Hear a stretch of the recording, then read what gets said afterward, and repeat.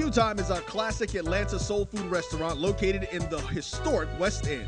Q Time Soul Food is a family business started by Fred and Christine Crenshaw. Come on in, relax, and sink your chops into our tantalizing, mouth-watering, distinctive soul food with a twist, the Q Time way. 1120 Ralph David Abernathy Boulevard, or call your order in at 404-758-2881. Do you miss your mama's cooking? Then come on down to Q Time, an Urban Passport member. Shop Velvet Online Women's Boutique to spice up your closet with trendy, unique looks. We have fashionable and chic looks at very affordable prices. Velvet Boutique offers free shipping all year long on all orders. Shop online at www.melvetboutique.com. That's www.melvetboutique.com. Like us on Facebook and follow us on Instagram. Shop Velvet Online Women's Boutique.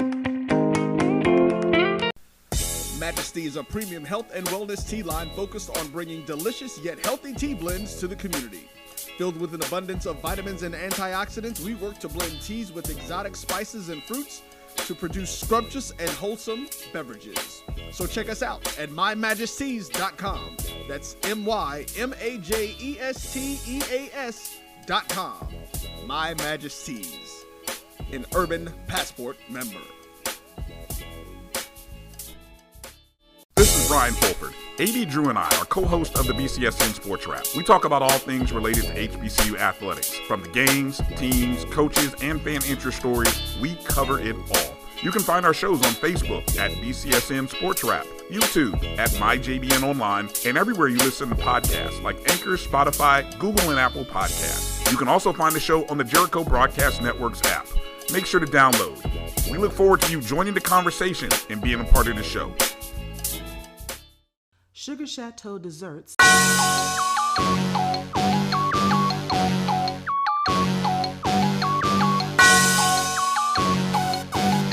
Yeah. I love my HBCU. And boy, I love it, love it. I love it, love it. I love my HBCU. And man, I hope my team they won. I hope my team they won. Yeah, man. I hope my team they won. I hope my team they won. Yeah. I tune into the HBCU Sports Lab to see if my team won or lost. If they lost, I'm quiet as a mouse. But if they won, keep tab. I'ma do the dab, yeah. Dr. Cavill, he know what he be talking about. Mike and Charles, they know what they be talking about. They compress the analytic data with this hip hop. If you know them like I know them, they gon' tell you if your team, if they won or lost, and who the ball. So listen to Professor, yes sir, and pay attention, cause he gon' teach a lesson. This is Dr. Cavill inside the HBCU Sports Lab with our Sunday weekend edition of Inside the HBCU Sports Lab. Welcome, episode 113 of Inside the HBCU Sports Lab, radio show and podcast, a show that's covering the sporting HBCU diaspora, all things HBCU sports, from institutions large and small, from NAIA to the NCAA. We share insights and information on the HBCU sports culture, the HBCU athletic aesthetics to facilitate the story of HBCU athletic programs and the business of HBCU sports. I'm your host, Dr. Kenyatta Cavill, along with co-host Mike Washington, Charles Bishop, with BJ Jones, the HBCU football guru, as we call it, our analyst, giving you some inside information on the game placed yesterday. And we'll do a little special thing today because we're going to talk about some of the matchups today. We got Tennessee State of the OVC playing today, and we also have the matchup that seems like everybody wants a piece of right now, which is Jackson State as they host Mississippi Valley State in a SWAC game this weekend. With that, we are filming from our home studios right here in the beautiful home of Texas Southern University from Houston, Texas. With that, let me jump right in here. Mike, how you doing today? Oh, I'm pretty good, Doc. I see we have an all-star cast on this fine Sunday morning. We have BJ Jones, the HBCU football whisperer. So even then we got 1400, the VIP crew. Bowl interviewing award-winning team. So. Oh yeah, you got live. Get it live. We're gonna get BJ Jones. See, he trying to be sneaky. He got his mic all muted. Come on in here, man. Don't hold up. You in there. Go on and get ready. Charles, how you doing? I'm doing well, Dr. Cavill. I'm coming to you from Jackson, Mississippi today. So we're gonna enjoy this game today. Yeah, man, you live, so we're gonna get a little bit of the energy in the stadium before long, which is a good thing. That's what we do. This is live, baby. And then we gonna look at BJ Jones. He got his football uniform and helmet in the background, man. He just stepped up a level. I see it. I had to do something, man. I was like, man, you got to get you some scenery. So, hey, man, still in progress. I might have kept a couple of jerseys for my playing days. I think we out of jurisdiction for that. And the statue. Hey, BJ P. Richardson looking for them jerseys, man. I got all of them. But these new apparel deals going up, they couldn't use it anyway. You say. And I couldn't get Coach Willie from FAMU to give me one little hat. I was like, no doubt about it. Today's episode of Inside the HBCU Sports Lab is sponsored by THG Agency LLC. THG Agency is a company that provides sporting and educational consulting and data analytics. With that said, we're also brought to you from the 1400 Club because after we give you this full 50 minutes, hour worth, stay tuned, stay on BCSN Network because you're going to be coming live for more in-depth information of the Jackson State, Mississippi Valley State matchup between Neely and Charles. Will bring you that in terms of the 1400 Club. So stick around. We're essentially going to give you 2 full hours of information before you get in and get to watch the big game today between Jack State and Mississippi Valley. The Delta Devils and the Tigers get it on. With that, let's take a step back and let's get into some MEAC. Let's show the MEAC some love. Obviously, they're not playing a full spring slate, if you would, this spring, but they do have some teams that have decided to play. There's Howard University, South Carolina State, and Delaware State. So you had South Carolina State hosting Delaware State. Interesting matchup when you get into this game here. South Carolina State won the game 17-9. I was interested. I got a chance to actually watch this game. You talking about one of those games where you go between the 20 and the 20. South Carolina State was getting it done so many different ways. They just controlled it. Team stats, they were all over it, really pounding Delaware State. But Delaware State has this ability, if you would, and they kind of did this in the previous games, of Howard to stick around and find a way. And they gave a scare, if you would, to South Carolina State because it looked like they were going to steal another one. And big late drive put the game out of reach. When just give you some indication, when you're talking about total yards, South Carolina State had 341 total yards to just 223 by Delaware State. Passing, 175 to South Carolina State, 106. Rushing was pretty similar, 166 to 117. So South Carolina State had the edge there. But I'll let you all get into the numbers a little bit. In fact, we're going to give our guest a treat of the day because we're going to have him regular on here. We're going to go straight to BJ Jones. As Mike Washington said, the HBCU football whisperer. Let's go ahead and whisper and tell the folks what they need to know about this game. What were your thoughts coming into? I mean, the biggest thing for me was South Carolina State's inability to capitalize on the red zone. It seems like, they were able to move the football well, but once they got inside the 20s, it was always something. It was either a turnover, untimely penalties. They really shot themselves in the foot. Be honest, South Carolina State probably should have added another 14 points on the board easily. But what I like about Delaware State is that they play hard. They may not have the X's and O's that South Carolina State has, but you couldn't tell that on yesterday. Those guys played hard. They forced some turnovers, and they were able to run the football a little bit. Yeah, exactly. Yeah, so they were able to run the ball up against that South Carolina State front seven, and they had some opportunities. Delaware State had some opportunities to win that football game in spite of not playing their best football. So shout out to that staff up there in Delaware. And South Carolina State finally gets their first win at the end of the 2019 season. Tied for first going into the month. No doubt about it. Let me go to Mike. Mike, what were your thoughts in terms of this game? Was there anything that stood out to you? Yeah, time of possession favored South Carolina State, but they couldn't capitalize on it. They had, more first down, more rushing yards. They had total possession of the ball, the majority or the greater half of the majority of the game, and couldn't capitalize on it. And I just think that they left a couple of touchdowns on the board just based on play, and statistically will tell you, you look at turnovers. They once they got in a on the field, they just couldn't convert. So certainly, let me go to Charles as we get in this and get his breakdown. Like you said, he's live over there, so we might get a little feedback as they're getting set up for their things. But what were your thoughts in terms of Delaware State and South Carolina State matchup? Yeah, bear with me. I'm live over here, but I think the big thing that jumped out at me was this was the Corey Fields that I was expecting to see.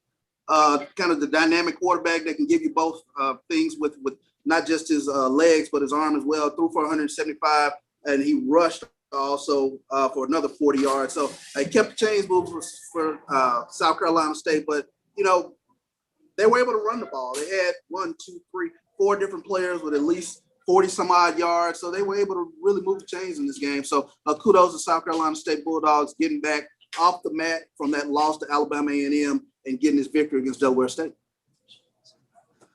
Thank you for that. This is what everybody wants to know now. I'm going to go back to B.J. Jones. Does this tell us anything more about Alabama A&M? Because a lot of the questions coming out of that game, I was trying to get an indication, was Alabama A&M maybe that good, or was it about the competition? What does this start to tell us a little more? Obviously, when you're in this shortened season and conference play, everything seems to be much more important. So when you do it like that, every data point starts to set it up. So what does this data point tell us a little more, even not just about South Carolina State, but also about Alabama A&M, B.J. Jones? Well, it's kind of what I talked about last week. South Carolina State lost a lot from that 2019 football team. I think it was 15 or 16 starters. But the name South Carolina State, it reigns amongst HBCU fans. We know where Buddy Pugh has that program. This is not that South Carolina State team. This team is going to take them a while. Alabama A&M, still give them their credit because they had to go up there short week, not having a lot of film or film at all. And they went up there and they really laid it down on South Carolina State. So the win on Alabama A&M, you still have to give them credit. Now, was it as impressive as a win as people initially thought, seeing that name South Carolina State? No, but A&M will have some opportunities to prove themselves coming up in the coming weeks. Yeah, definitely. They might get their chance next week. Exactly. Yeah, exactly. We'll talk about Prairie View in a minute. We'll slow your roll. All those folks, in fact, they want you to go all. Talk about data points. That will be a data point for me. Okay. All right. Before we do that, let's round it out. Give me some players to keep your eyes on. I'm going to go to you, Mike, first in regards. Give me some players, either or both, from Delaware State and South Carolina State that we need to keep our eyes on that really turned your head in terms of what they were able to get done in that game. I guess what oh, go ahead. I'm sorry, BJ. I'm sorry. Oh, I got one, and it's number one, the receiver from South Carolina State. Man, he looks the part. I mean, I saw him last week against Alabama A&M, but then I saw him again on yesterday. He looks the part. Like, he looks like a Sunday receiver. I think he's about 6'2". Shaq Davis. Yes, he looks. Yeah. The 6'5", 180 sophomore. Yes. Yeah. I like him. I think he has a bright future. Still South Carolina. You sure right. That's he got something that you can't coach, and that's that size, that prototypical size. You can't coach that. All right. So, I mean, I like him. And then I like the running backs, believe it or not, from Delaware State. And they have a defensive tackle that can get after it also. Yeah. Yeah. I guess what was some people yeah, that you I guess what I was gonna say is that typically you're used to a traditional powerhouse running South Carolina State team, and BJ Jones alluded to Quan Davis, but I was also gonna say the pair of Quan Davis and Tyrese Nick. They combined for about 105, 110 yards. So I would look out for them, and they have a formidable running back by committee, and James. You can throw Ja'Cory Benson in there, but they have a pretty good running back committee. So they have kind of a balanced offense. I'd look for those players to stand out a little bit more. Good point. Let me go to you, Charles. Charles, what are some players that stood out to you in terms of Delaware State, South Carolina State that you want us to keep eyes on as we continue with this? I think BJ touched on it. The emerging players for South Carolina State. Corey Fields, the quarterback, and Shaq Davis, the receiver. Those are two guys that I think, kind of make South Carolina State go. When we think South Carolina State, we kind of think defense and running football. But last year, they showed that they could throw the football a little bit, and Corey Fields picked up where it left off last season. In 2019. So nice outing against Delaware State for South Carolina State. And Corey Fields being able to do what he is able to do. He kind of reminds you or puts you in the mold of those SWAC quarterbacks that are able to do it both with their arms and their legs. Yep. No doubt about it. Let's jump over and switch back into SWAC mode, and let's think about the State Fair Classic, the spring edition, played this weekend. And you had the matchup, Grambling coming off a loss to Jackson State, Prairie View coming off a nail-biting win to Texas Southern. And so both teams had some statements they could make in the second. And I believe a statement was made. Prairie View wins the game 17-10. So Prairie View improves to 2-0, while Grambling falls to 0-2. Man, that was a big matchup in a lot of ways. Let's go, before we talk about some particular players, let's go into the anatomy of the matchup itself and give you some stats that maybe stood out to me in a little bit and see what your thoughts in terms of what that looks like. When we talk about this game, first of all, you got to understand that it was moved from the Cotton Bowl, moved over to where the Texas Rangers previously played. They retrofitted that facility in terms of football field, and they played some matchups over there. Total yards in this game at the end of the day was Prairie View with 368. Grambling had 308. Passing was 217 by Prairie View and 203 for Grambling. Rushing was 151, 105. In a lot of ways, Prairie View was taking it to the Grambling early. Big turnovers kept this game close, I should say, and gave Grambling a chance to maybe pull it out at the end. Prairie View's defense, and I'm gonna go to BJ Jones. He's been critical of the defense, and I would say rightfully so. But I would say, does he feel that maybe there's a change in that? Or, I want to get his insight, because he said that they had some folks that looked good, and they brought some folks that went in, but he said it wasn't necessarily about the quality of players they had. It was more about the mindset. And that really resonated with me. So I want to go in there, and I'm going to go to BJ Jones again, the HBCU whisperer. He brings us the knowledge like nobody else. So I want to get his thoughts on this. And then I'm going to circle back and see what Charles thinks, and then Mike on this matchup. Because I see Charles talking about, he wants to know as well. What's up? What's BJ Jones have to say about the Prairie View defense? To the Prairie View A&M defense, I question you guys' toughness for the last two seasons. On that, they're breaking it this year. What they did yesterday with Grambling, limiting Grambling on the ground, making Grambling, forcing the quarterback change for Grambling. That defense, those all SWAC selections. They're playing like all SWAC selections, and they're playing together as a unit now, as opposed to individual talent. So you gotta like what Prairie View is doing. And in the past, you can question Prairie View's physicality. I don't think you can do that anymore with the way they played on yesterday. It'll be interesting to see if they can keep that up as we move through this spring season. I'm gonna go with Mike.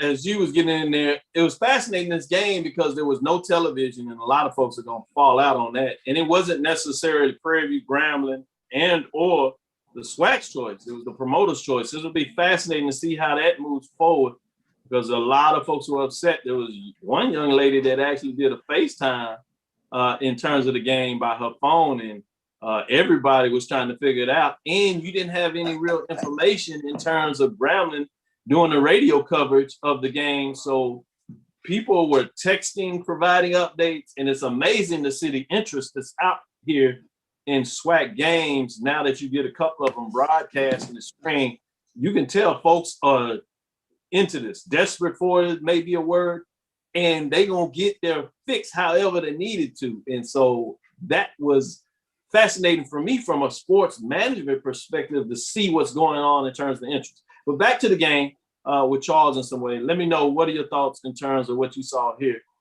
Mike, with this matchup? Oh, okay. So I think defense. I thank you, BJ Jones, for acknowledging the defensive prowess of Prairie View, because we've been called to the table so many times, but you heard it from the HBCU football whisperer. I think DJ Conley stepped up and looked really well. There were several times he really stepped. This is a freshman, y'all. So he stepped up. I think he kind of solidifying his. The thing that concerns me, if you look at the numbers, Prairie View had the ball 43 minutes of the game. There's 60 minutes in the game, and they walked away with 17 points. Now, was that a function of their ability to convert? Offensive discipline? I don't know. I think those are some tweaks they have to, but there were a lot of drop passes in that game by some of the Prairie View receivers, but they came up with the big plays. But I can't speak enough about their defensive stand. They, whenever Grambling got the ball, I don't think they have more than two or three drives that yielded more than 2 or 3 third down conversions. So hats off to the defense. Great points you make there, Mike. Defense made a statement, no doubt about it. I think, as both of you are saying, it'll be fascinating to see, can they continue this, obviously, in regards to this? Is this more indication as we get those data points? Is this more indication of Grambling? Or is this Prairie View changing of the guards in terms of the defensive side? We'll take a quick break. We'll come back and we'll talk a little bit more about the offensive side and get into Grambling analysis as well. This is Dr. Ville with Inside the HBCU Sports Lab with Mike Washington, Charles Bishop, as well as BJ Jones for our Sunday edition, a wrap-up of what took place in terms of SWAC and HBCU football action. Sugar Chateau Desserts is a specialty bakery located in the Charlotte, North Carolina metro area. We will create delicious and one-of-a-kind treats for any occasion. Sugar Chateau is currently shipping cakes in a jar, offering a variety of different flavors in a single-serve container that can help you celebrate in accordance with social distancing. Place your orders today by calling 803-526-7895 or visiting sugarchateaudesserts.com. The human voice has always connected audiences with experiences. Major brands all across America have trusted Kever's voice time and time again. Conversational, powerhouse, intelligent, and sincere. That's the voice you need for your creative marketing process. KEAVERSVOICE.com. Kever's Voice, Kever's Voice, KeversVoice.com. Always on, all the time. Let's face it, shopping for insurance can be time-consuming. That's why when it comes to your auto, home, and life insurance needs, make things simple and trust the experts at Allstate. They will help you get the coverage that fits your needs while helping you bundle your life, home, and auto policies. Bundling saves you money, sure, but it also saves you time, so you can enjoy the things that matter most even more. Contact me, Tammy Haynes, your local agent, for a free personalized insurance quote. Allstate, are you in good hands? Talking about. They compress the analytic data with the hip hop. If you know them like I know them, they gon' tell you if your team, if they wanna law, and who the ball. So listen to Professor, yes sir, and pay attention. This is Dr. Ville with Inside HBCU Sports Lab with Mike Washington, Charles Bishop, and BJ Jones is our Sunday specialist in terms of what we call as Mike has now officially named him the HBCU football whisperer. I like that. I thought my HBCU football analyst was pretty up there, but that was pretty cool, Mike. I like that. Charles Bishop is literally at the stadium live, and it's looked like they're having some Wi-Fi issues. So we'll see if we can get that correct. But stick with us, because if they can get it correct, he'll be back on here. But more importantly, he'll be doing his 1400 club. So we'll see if we can make that work. But we're going to bring it to you and break it down. So no worries as we continue to do this. Let's get back into it. I'm going to go back to you, BJ Jones, in regards to what are you seeing from Grambling? What are some of the issues people are having some concern?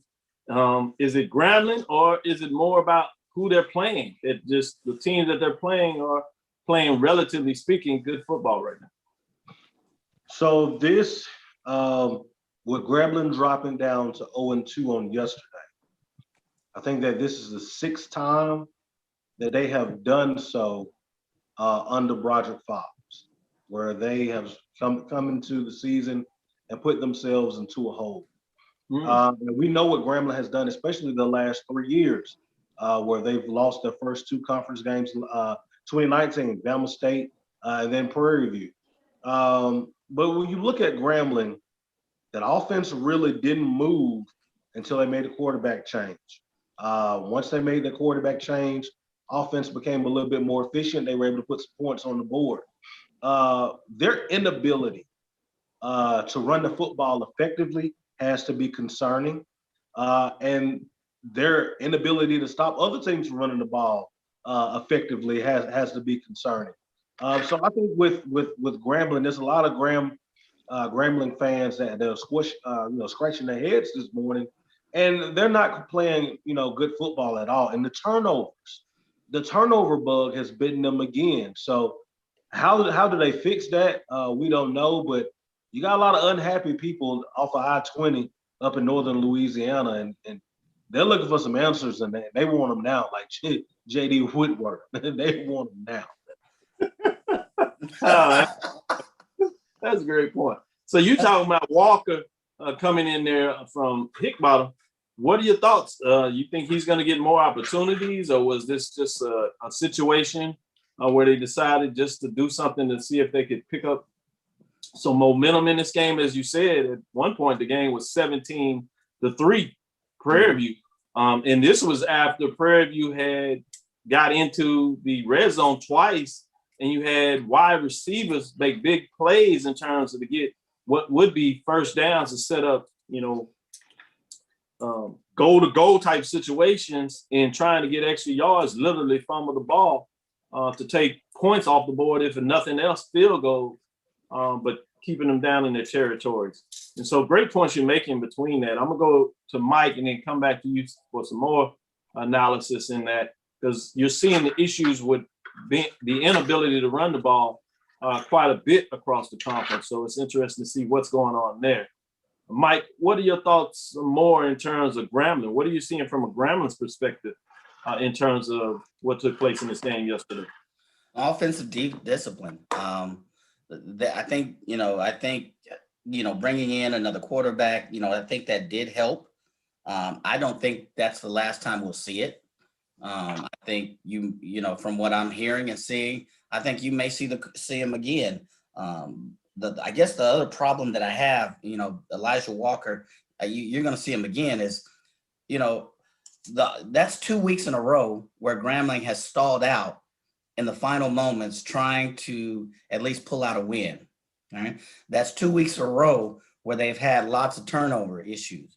That's 2 weeks in a row where they've had third down efficiency less at around the 30 to 40% range. So there's some offensive discipline issues there. You don't know if it's at the quarterback position. You don't know if it's functionally at the wide receiver or running back. But I think, there's something there.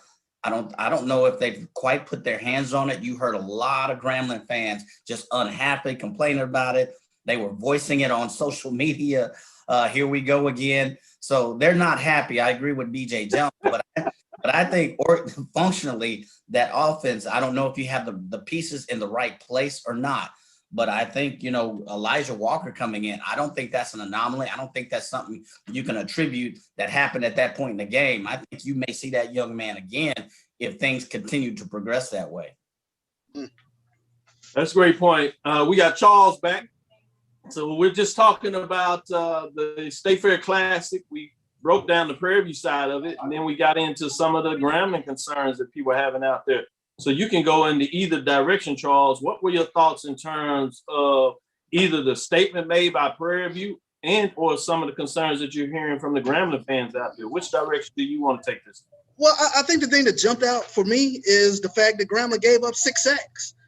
And somebody needs to find Story Jackson at the end of a game. That's twice now. Story Jackson, game ending sack, strip sack against Texas Southern, game ending strip sack against Grambling. So I think those are the things that really jump out and concern me with regards to Grambling. They gave up 6 sacks. So poor Jeremy Hickbottom, he went down 4 times yesterday and Elijah Walker twice. So that's not a Grambling offensive line that's giving up sacks like that. So first things first, you got to take care of that. Grambling hasn't been able to run the ball like I've expected them to run the ball. So when you have home run hitters like C.J. Russell and my other Keelan Elder, when you have both of those guys and they haven't been able to get off as of yet, that's a bit concerning to me. But, we talk about, during the fall, Dr. DeVille, in terms of fan bases being on the ledge. I think Grambling's fan base right now is on the ledge. And I know everybody will say it's the spring, but it has to be a little bit concerning. It has to be concerning early. And that ain't what social media will tell you, that they fans are on the ledge. And by the way, number 6, Story Jackson, look for him to be all swag. That's a foregone conclusion if he plays again like that. Yeah, Story Jackson, he's an issue coming off the edge. Yeah. Yes. Yeah, this is the story for the spring. The first one of the spring 2021. It's official from Charles Bishop. Grambling. Get off the edge. Right now, yeah, I'm concerned. BJ Jones, let's go back to you and talk about some of this offensive line. It's something that you think is extremely important. You said something earlier when people were talking about whether the spring was going to be played. You said some of the people that are going to probably have the most problem in terms of being in shape, and not because they weren't working out, but the type of shape you have to be would be the offensive line. And there may be some concerns with the offensive line play. Are you seeing some of these issues, bad and good, in terms of both teams, Prairie View, Grambling, in terms of the offensive schematics that you're seeing going on? Obviously, one team seeming to be able to maybe do a couple of other things with Prairie View having those turnovers, as you talked about. But you saw this in the Texas Southern Prairie View game. You saw this in the Jackson State Grambling game. You saw this early in the South Carolina State, Alabama A&M game. You saw it some in the Delaware State, South Carolina State. So tell the people a little more insight in terms of what you were speaking of in terms of the offensive line play and things that they may need to look at to get a better understanding why things are happening the way they happen. So from an offensive line standpoint, it's easier to pass block because at that point, what I'm doing is what they call kick stepping, and then just making sure that the guy is not getting around me. When you're run blocking, and we're talking about different formations, what do my splits need to be on this formation? What do my splits need to be on this formation? And offensive line, generally, you have to practice coming off the ball and then moving another man against his will. There's no other way of getting better at that besides doing it. All right, you can be in the gym, you can do all that stuff, but besides doing it and being able to have that repetition, that's not a way to get better at it. So what you're seeing, especially in the run game, that's why you see pass blocking looks a little bit better, but run blocking, if the defense aligns this way, who do I have on this particular run blocking play? If they align this way, who do I have? If this linebacker blitzes, who do I check down to? There's so many different things that you have with run blocking that you don't have with pass blocking. And when you take that amount of time off and you're not doing it, you're getting away from the repetition of doing it. So now you're coming in rusty, and that's why the running game, that's why you're seeing a lot of teams that are averaging 2.9, 2.8, 3.4, 3.5 yards per carry, and you're not seeing that 4.8, you're not seeing that 5.6 that you normally would under normal circumstances. Man, that's a great point. I'm glad you went inside that. I do want to go back to Charles and ask Charles a little bit in terms of what are your thoughts on Prairie View's defense? You know, this was a huge question, and we took a deep dive, and DJ Jones was happy of what he saw with Prairie View's defense because in a lot of ways he challenged them because he said the talent was there. He said they needed to step up and make some plays. Coaching was there. It wasn't so much about that. It was about the guys saying it was more of a want to. Well, it seems like the want to is there. I wanted to get your thoughts on this. Mike thought about, gave us some pointers in terms of what he was seeing. We want to see what Charles said in terms of the defensive side of Prairie View. With 9 defensive starters coming back and 4 all-SWAC selections, I'll be honest, I expected a little more of that first game. I thought Texas Southern was able to run the ball. BJ, you touched on Prairie View needed to be more physical. And this was a game that showed me, this is the Prairie View defense that I'm expecting to see. This is the defense that I expect can challenge in the SWAC West.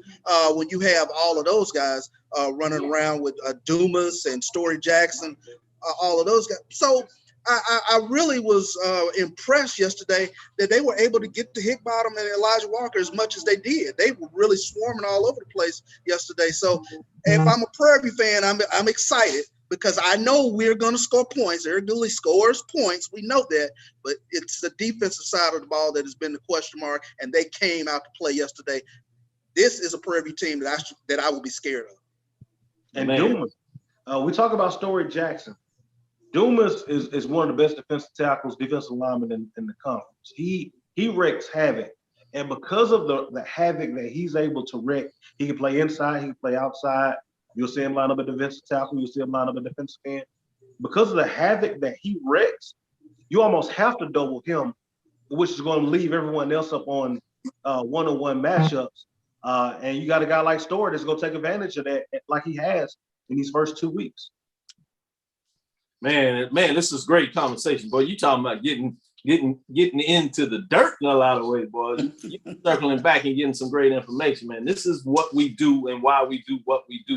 And I bring the experts to the table. They gonna take you inside to see what's going on so you can understand names and matchups and things to consider. So we're gonna transition a little bit here. And we'll take a quick break. And when we come back, we're going to go into the key matchups today. We're going to start with Tennessee State versus Illinois in terms of Illinois, both of them coming in 0-2. So somebody's going to get off the snide today. I'm going to see what the guys think about this matchup and say who will finally get off the snide. This is Dr. Ville inside the HBCU Sports Lab with Mike Washington, Charles Bishop, and BJ Jones for our weekend edition of taking you inside look at HBCU football from a weekend perspective. With that, stay with us. We'll be right back after this quick break.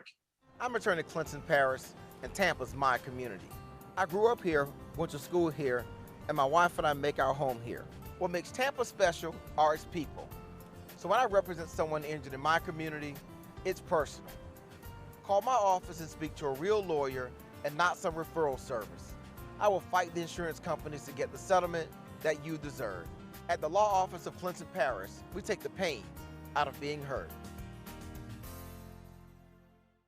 True Black Essentials is a retail opportunity to bring Black businesses under one roof where every product on every shelf in every aisle will be Black owned and Black produced by people all over the world. Statistics show that the $1.3 trillion of spending power that we have as Black people can easily be turned into each Black person having $2 million if we were to shop Black for 2 years. So True Black Essentials will launch an e-commerce store on November 1st, 2020, but we will open up brick and mortar stores in Atlanta, New Orleans, Charlotte, Houston, and Jacksonville, with the very first store opening in Atlanta, June 19, 2021.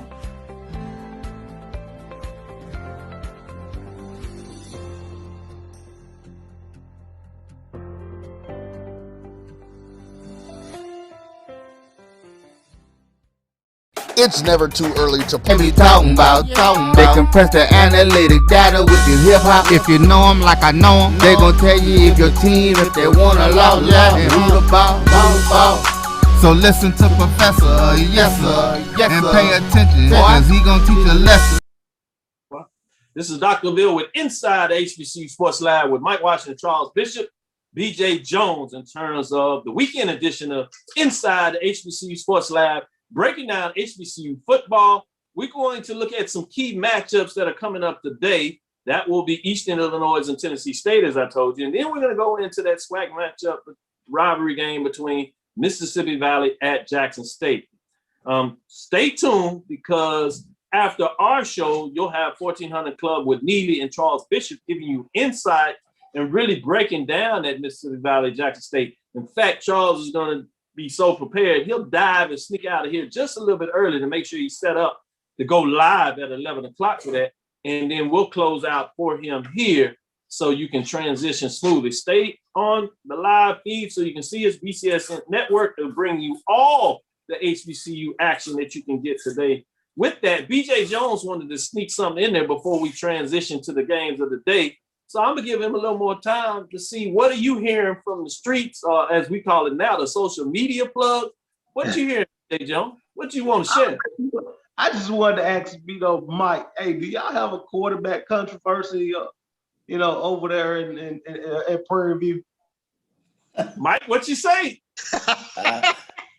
I don't know if it's quite a controversy, but it was a big question mark coming into the season between three individuals: Trayvon Conley, TJ Starks. You had Shane Lawrence, the QB out of Cedar Hill, coming in, and TJ Sparks. So they weren't sure who. And you had, depending on which alumni group you were asking, some folks wanted Conley, some folks wanted Lawrence to step in. If that question hadn't been answered to right up before the Texas Southern game.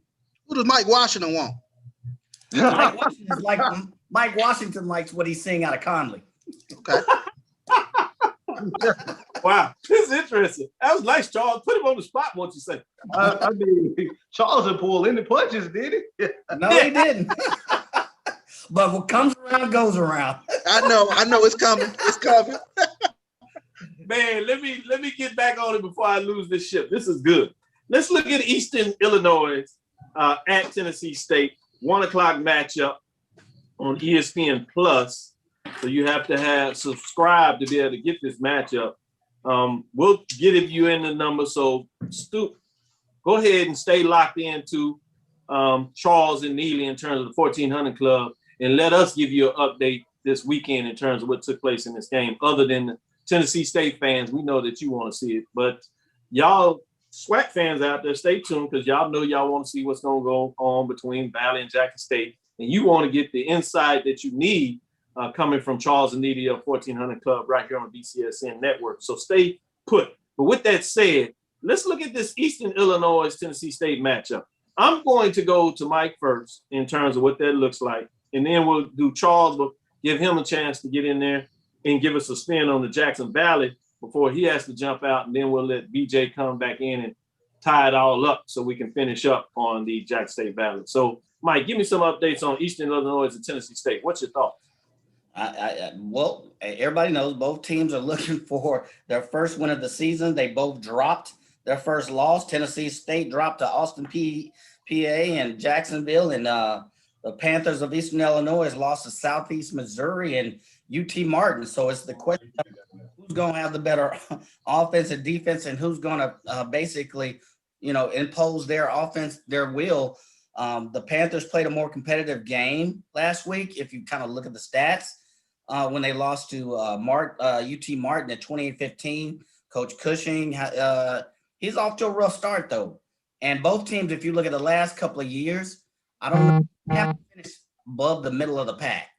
So I don't know how much. I think if you're a betting man, if you look at the statistics, you would say Eastern Illinois has a chance, a puncher's chance, just because they statistically look to have a better running game. And I don't know how well Tennessee State going to be. Or is it going to be that Tennessee State that finished well in the second half of that Austin, PA game? They, going down the halftime 20-0, but then came back in the second half and played a heck of a game. Defense stepped up. If we see that Tennessee State game, I think we'll see a very competitive game. If we see the first half version of Tennessee State, I think you have to give the edge to Eastern Illinois. No doubt about it. With that, let me go to Charles before he has to jump in here and give him a chance. Tell us a little bit about the Eastern Illinois, Tennessee State, and then at the end of that, before you dive off, tell us some of your thoughts and things that you're going to give the followers to listen to when you take a deep dive in terms of Jackson, Mississippi Valley State. Oh, sure thing. Well, first things first with Tennessee State and Eastern Illinois, the question for me is, does Tennessee State's offense show up today? We're just not used to watching this sort of Tennessee State offense really struggle to get the ball up and down the field. They really miss Chris Rowland out of that offense. And, Tennessee State, the offensive line normally takes over games and things of that nature, but running game has not been able to get off. So it'll be a tough go for them again today with a great quarterback at Eastern Illinois and Harry Woodbury. Transition to Jackson State, Mississippi Valley. On paper, it looks as though, Jackson State is the favorite or things of that nature. But as always, Mississippi Valley gives Jackson State everything they could want and then some, and then some, and then some. This really is a rivalry for Mississippi Valley State in terms of going against Jackson State. So I don't expect anything different today. What does Charles Bishop say? I think Jackson State, they've been doing enough stuff offensively. I think that has been the big surprise. The defense looks very, very solid. So we'll talk a little bit about that during the live show, the pregame, as we come to you an hour before the Jackson State Valley kickoff. So looking forward to it. No doubt about it. As we know, you have to prep and get prepared for that. We'll take it from here. Last time Eastern Illinois and Tennessee played, Eastern Illinois got the best of Tennessee State, 49-38, going to B.J. Jones in terms of this matchup here. What are your thoughts on Eastern Illinois and Tennessee State? Well, with Tennessee State, I've watched them the last 2 weeks against Austin Peay as well as against Jacksonville State. And even at times against Jacksonville State, while they were in the game, it seemed like they weren't really in it. That offense struggles. Passing the ball efficiently. They really can't run it really well. I'm not used. Charles hit on their offensive line. This is an atypical Tennessee State offensive line. Defensively, you see some things that you like, but then they have spurts where they even kind of check out. And Eastern Illinois, they can run it and they can throw it. Their problem is, they really can't stop anybody. So it's going to be an interesting ball game. I would lean Eastern Illinois. I would like to see Tennessee State get this win because it's been a rough couple of seasons for Rod Reed and that squad up there. But I see this one going to the Panthers of Eastern Illinois. Oh man, those Tennessee State fans, it's gonna be tough for them to hear that, but you call it like you see it. It's one of those seasons. It's going to be fascinating to see what's going on with Tennessee State. The OVC now, it's a change. They got two teams leaving out of there, Eastern Kentucky, taking their football and going to the Atlantic Sun that is starting up football. And so it's going to be fascinating to see what that looks like in terms of, as well as Jacksonville State moving and taking their ball with them to go to the Atlantic Sun. Fascinating to see what's going on there. As you talk about some of the background stuff, and I know this is a little bit off of the game, and we're going to come back in regards to take the deeper dive into Valley Jackson State. But just so people get an understanding of what we're talking about, are you hearing any other teams that may be leaving the OVC, looking at the Atlantic Sun, or are they coming out of the Big South? Any updates and news in the formation of these new conferences? Obviously, the WAC is formulating and starting a football program at the FCS or conference division, if you would, at the FCS level. You saw most of those Texas teams go over to the WAC, which were Lamar, specifically Stephen F. Austin, Sam Houston State, Abilene Christian, making that move to go over there. Any thoughts in terms of what that looks like in terms of the changing and mixing of the guards with these conferences now, just holding 5, 6, 7 teams compared to 12 for the SWAC starting in 2021? B.J. Jones? I think that I've heard rumbles, and I don't know how true this is, but it's pretty consistent that the OVC they're probably going to go after UT Chattanooga and East Tennessee State, two of the Tennessee schools that currently play in the SoCon. I'm not sure if UT Chattanooga would make that move along with East Tennessee State, but that would only help the OVC because you'll get more teams from right there in the state of Tennessee. And then you almost have at that particular point, the OVC just being even more a Tennessee-centric conference. And that really cuts down on travel costs when you're talking about the non-revenue sports. So we'll see what happens there. But I'm also hearing that Austin Peay looking like they may shop around if the OVC is not able to land East Tennessee State and UT Chattanooga. Interesting. Fascinating there. Thanks for sharing that. You can only get that here on the Inside HBCU Sports. When we call conference churning, giving you an insight of what that looks like, not just with the HBCUs, with the historically white colleges and universities, I like to call them.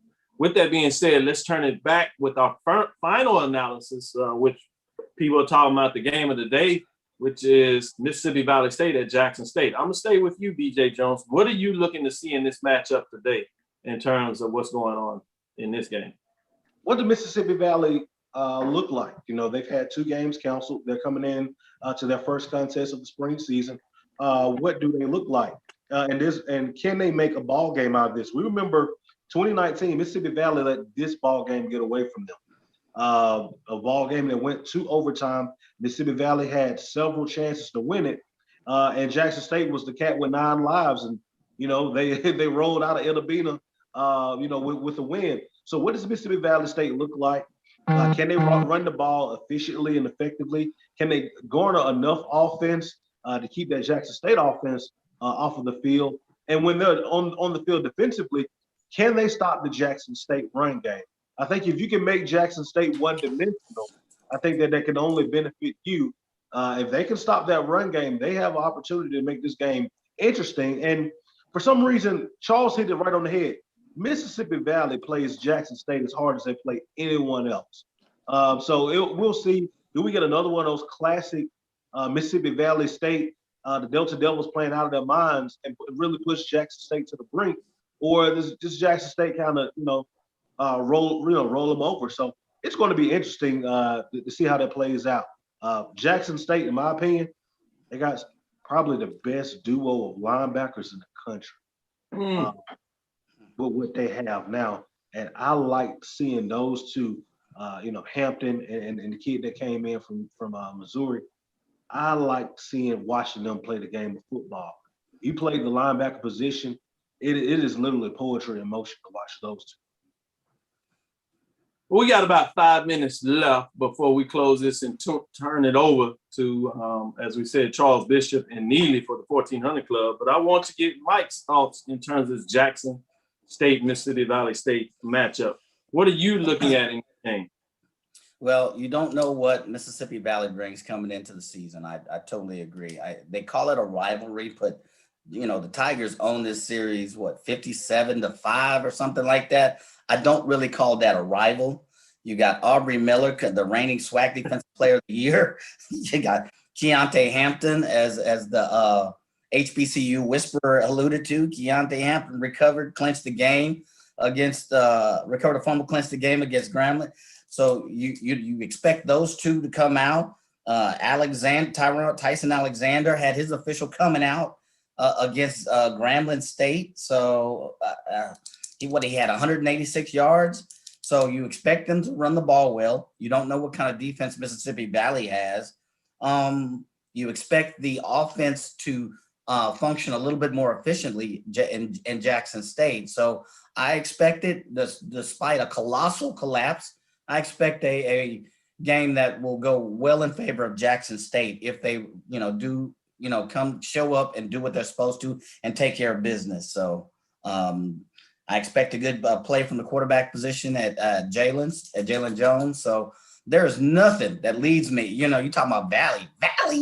We talking about Valley? Practice. We talking about practice. We talking about Valley. So unless they show me something, This is Jackson State's game to lose. Man, I tell you, Mike has got to be the toughest person out there on Mississippi Valley State. He lets everybody know, nope, you're not fooling me with all this great talk. This is Valley. Every year, you and Charles talking about, no, you got to watch Valley. You got to watch Valley. We talking about Valley. Oh, boy, that's funny. That's funny. In terms of that, just a quick sneeze, and we'll go in this a little more.